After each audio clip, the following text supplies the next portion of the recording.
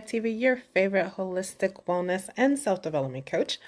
And I am back here to share with everyone all that I just shared with my monolingual friends, now sharing it in English when I just shared it in Spanish. So as usual, as you hop on here, give me a wave, a hi, a hello. Let me know what city, state, or country you're watching me from. And if you're watching the replay, no matter what venue, Facebook, Instagram, or later on YouTube, then hashtag replay so that I know you came by. So there was some discounts on the place that I usually get my certifications from. And that's always super cool because of all the self-study that I've done. I usually can fly through these certifications really easily. And so I got a couple more. One was on self-care. So now I'm certified in self-care. And there was a little section that I thought was awesome and good conscious reminders for me of how we are in control of our happiness. And this is something that I've been talking about for a long time.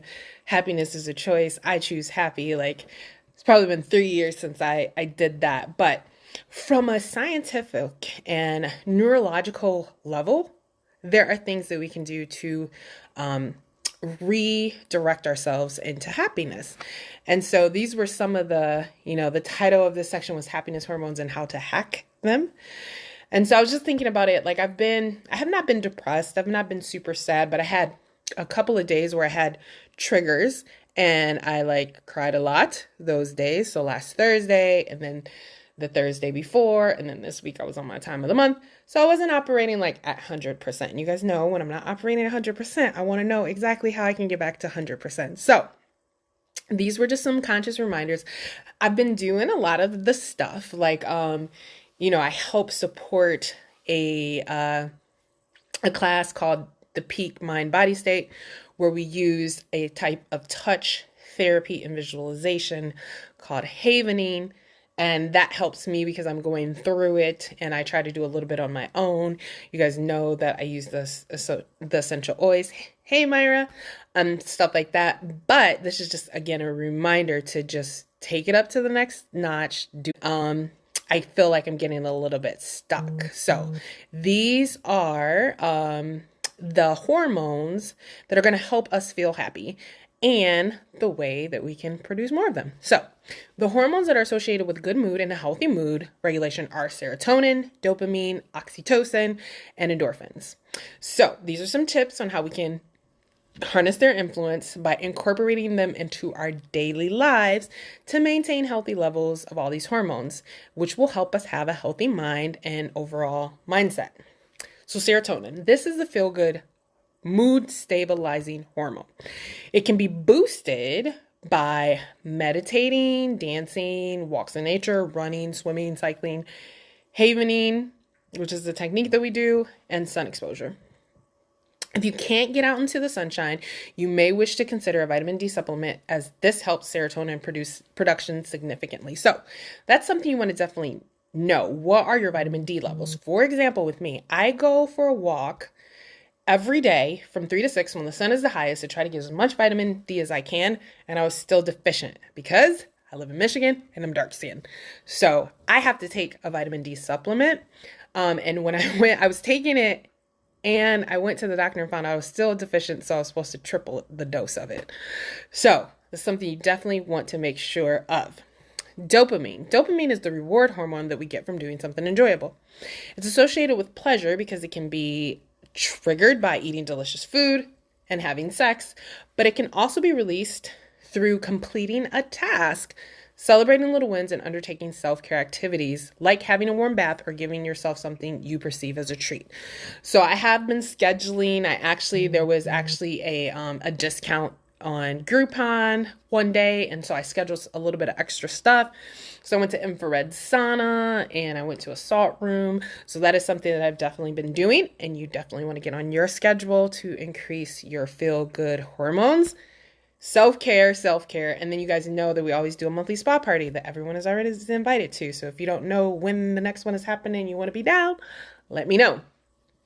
Oxytocin. So this is the love hormone and is released predominantly through touch and time spent with loved ones, though they don't have to be human or adult. So like my nieces and nephews, they're my babies.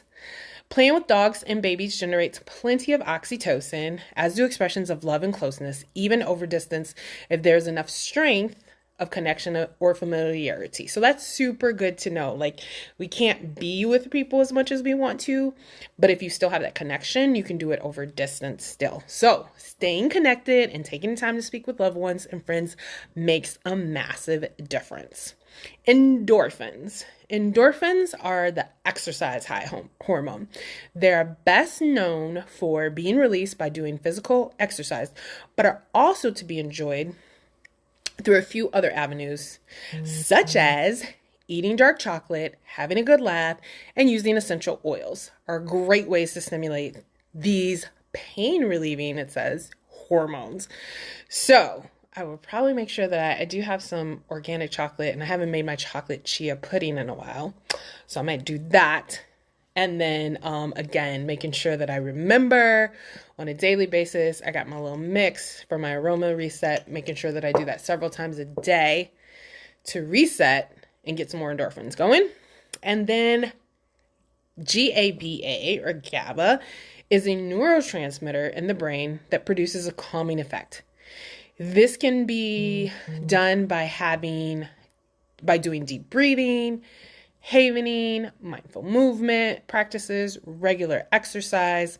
There's lots of herbs and plants and foods that help, such as kava, ashwagandha, valerian, passion flower, lemon balm, or melissa. And then eating fish, shellfish, beans, lentils, sprouted grains, potatoes, seaweed, and berries. So the interesting thing is that, so I take ashwagandha every day.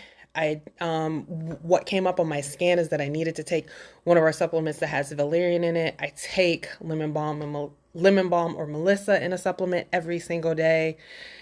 And I did my food scan, and it was telling me to eat a bunch of fish and shellfish. Well, I'm allergic to that, and I'm out of my omega supplement. I supplement the omegas because I'm out of that.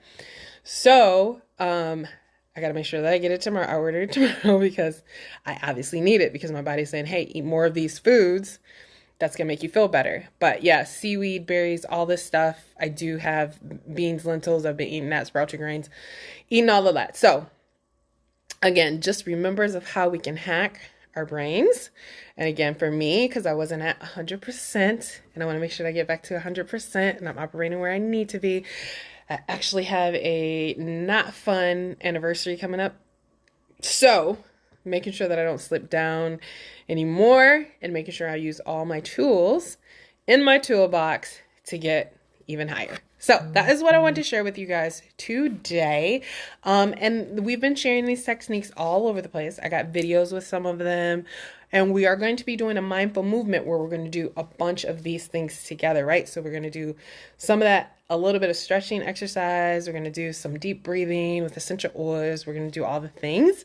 So if you don't know, if you're not on my Facebook page so that you can get that class info, hit me up to get the class info, because I would love to see you there. We're doing one in English and one in Spanish so that you can get your happy on and learn more tools to do that. So again, thank you guys for joining. Greatly appreciate it. And I'll see you at my next Feel Good Friday. Have an amazing day, guys. Bye. Ciao.